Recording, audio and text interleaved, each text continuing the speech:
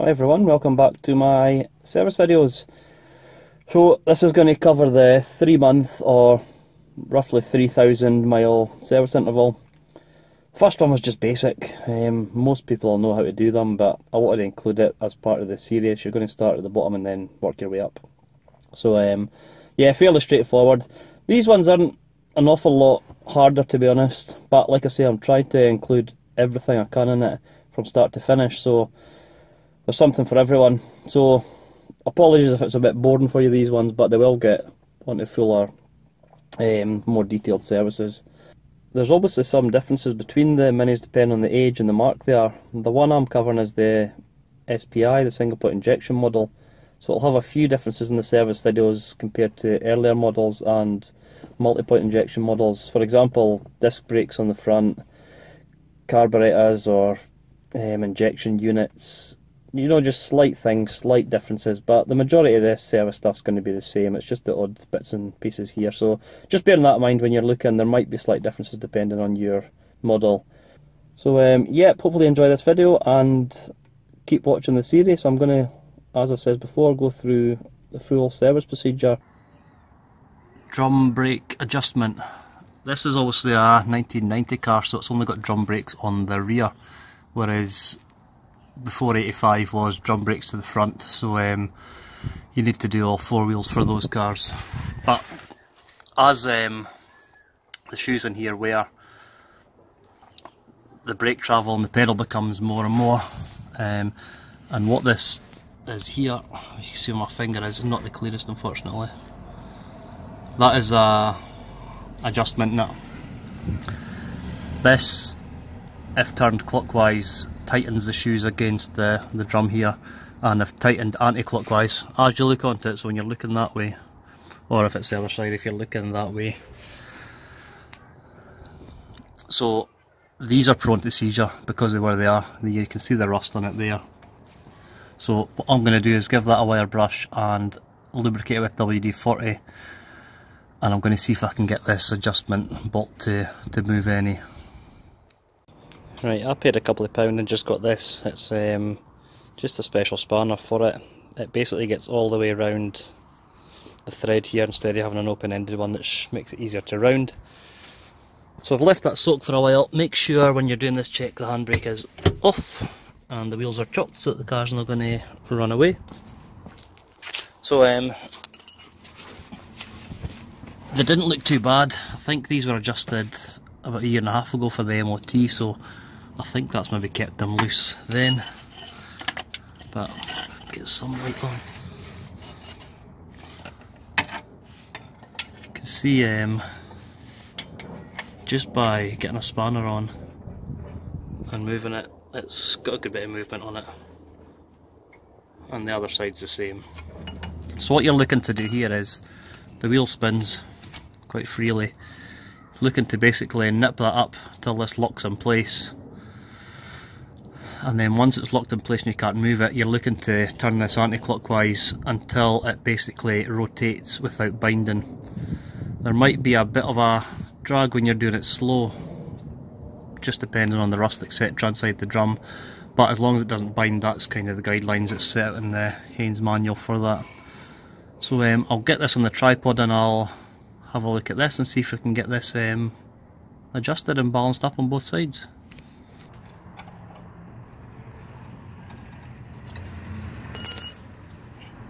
So that's completely locked, that's not going anywhere. So what we do now is we're just going to back it off so that it moves without binding.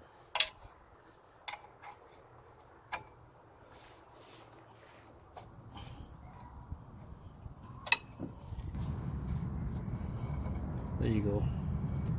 Just take your time with it. Like I say, that's it moving there. You can hear it slightly wearing, but that's fine because it's not binding. I'm happy with that on this side at least. Just to do the same on the other side.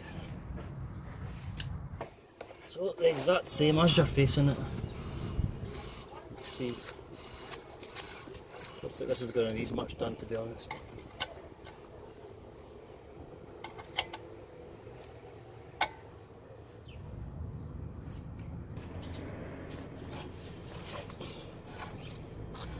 that's locked up enough there that it's actually binding too much, so back it up again slightly.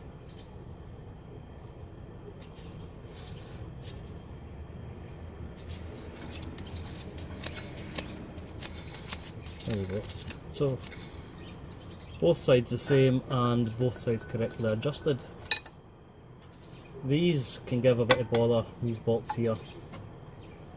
If they are completely seized, it's because the thread here and on the inside are rusty basically. So give them a good wipe with a wire brush, WD-40. If it means a couple of days, just let it soak in, try that first. If not, then look at trying to get these drums off just by prying, but being careful not to damage anything, the back plate or the drum. And if you can get that off, you can then get into the inside and clean the threads from the inside. But I'm pleased that these were quite easily and freed off. If you look after them then, and you do this every 3 months like you're supposed to, then they shouldn't give you any trouble really. So that's all it takes for the brake drum adjustments. Next check is going to be the handbrake adjustment. So with the car jacked up and axle stands and the front wheels choked, just make sure the wheels are turning as they should. They're not binding, they're not too loose.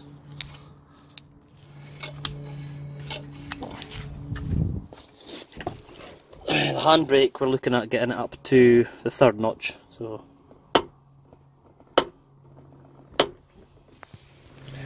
and then we're just checking that the wheels are locked in place firmly, there's no movement at all. And that's both sides obviously. Yep, they're solid, they're not going anywhere. So that's fine for the handbrake. It shouldn't really need adjusted too often, it's more when it gets old and stretched, or if you're replacing it with a new cable, that it'll need adjustment. So, but it still needs to be checked in case there's any wear or anything. So the rear suspension, we're just going to check the shock absorbers. These are fairly new. These were put on new before I got the vehicle, probably about 400 or 500 miles ago. So what you're doing is you're just checking for any signs of leaking or damage on these. But like I say, I know these are new. And it's also the same on the other side. So I've got nothing to worry about there, but so you're looking for weeping coming down here from the oil inside. And that's pretty much it for the rear. You're also, while you're in here, you can have a wee check of the rubber cones and the trumpets to make sure there's nothing wearing away on the cones, or there's nothing out of place here. You will feel it when you're driving, but luckily this is all secure for me, so it's only the 3 monthly check, so it's just visual inspections to make sure there's no issues. Right, there's a number of things we need to check under the car. First thing we're looking for is the exhaust. And we're going to check as much as we can all the way along the system, just for general corrosion and for holes. And it's just a case of, best you can, get an inspection light, checking all of it. So we're also going to check the condition of the exhaust downpipe and the exhaust at the front.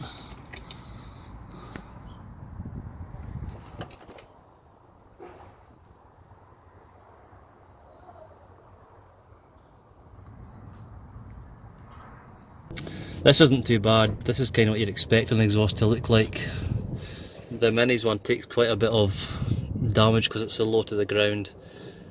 I will be replacing this exhaust at some point for something a bit more throaty, but yep, it's fine at the moment. So as well as just checking the whole system from front to back and up into the engine best you can, you're also looking to check these rubber hangers. These, basically all they do is hang, there's 2 holes in it, one attached to here in the subframe, the other has got a hanger on the exhaust, and these basically soak up vibration. You know, that's why they're made of rubber, because they're supposed to be flexible. You can see from the side here, they're straightforward to fit, but rubber does deteriorate with time, so if you see any cracking on the rubber, just get some new mites, and all you have to do is support the exhaust, pull this out, pull that out, and just slide the new ones in. So fairly straightforward doing an exhaust check. It's just a bit restricted underneath, and it goes without saying, do it safely. If the car's been running, the exhaust will be hot, and also make sure it's jacked up properly and it's secured on axle stands. You're talking about going underneath a car here, so you have to be sensible about it. So yep, that's the exhaust check. Brakes. I do plan to do a video on brakes, the full service of the brakes from the pads, discs, shoes, cylinders, pipes. So I will cover that in a separate video, but for the purpose of the 3 monthly checks, it's just a visual check. You're looking at all the brake pipes, checking for signs of corrosion, checking for any leaking at the joints, the unions. So you've got unions everywhere in them, any unions here, here, here. Basically you want to follow the pipe all the way back, front to back of the car, and then to the wheels. These will fail MOTs if they're corroded, rightly so, because they're a safety aspect. So any signs of corrosion or leaking from the pipes, either get it fixed or take it to someone who'll fix it. Fuel lines, checking the fuel lines, the same principle as with the brake lines. We're looking for leaks. The fuel line, you can see the filter here, again different on the Model Mini, but the filter here's on a bracket to the subframe, and the fuel line comes out the edge here, goes down here, all the way to the front. Slightly bigger than the brake lines, but made of the same stuff. And obviously petrol's more flammable, so yep, keep an eye out for leaks and use your nose. If you smell anything that underneath, then you know it's leaking. Again, 3 monthly checks, just a visual check for this one, all the way to the front and into the engine bay. Right, you want to do visual checks on the subframe, because the rear subframe especially is known for rot.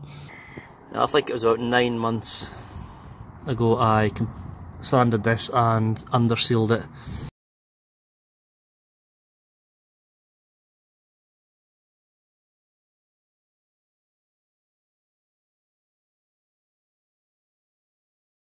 This subframe will need changed at some point, but I'm trying to keep it for as long as I can given the money I'm spending on my other projects. So just to get this preserved at the moment, what I'm going to do is wire brush and sand it down and get some paint put on it and some wax oil. I'm not going to show you that on the camera because there's no room here anyway, and it's pretty boring, so I'll come back to you once it's been done. So just by spending half an hour getting the surface rust off with a wire brush, treating with paint, wax oil, what a difference. Gives the subframe more life.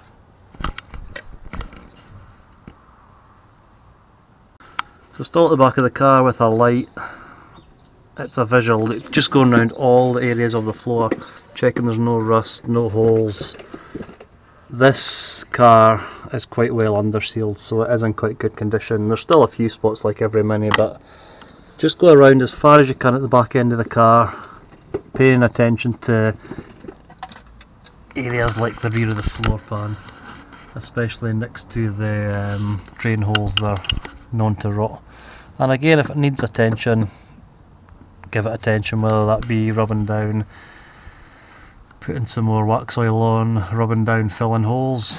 Yeah. So yep, visual inspection of the floor as far back as you can go, and then when you're at the front, the same from there. Right, we're going to do a check for movement in the wheel bearings. This is the rear wheel I'm checking just now.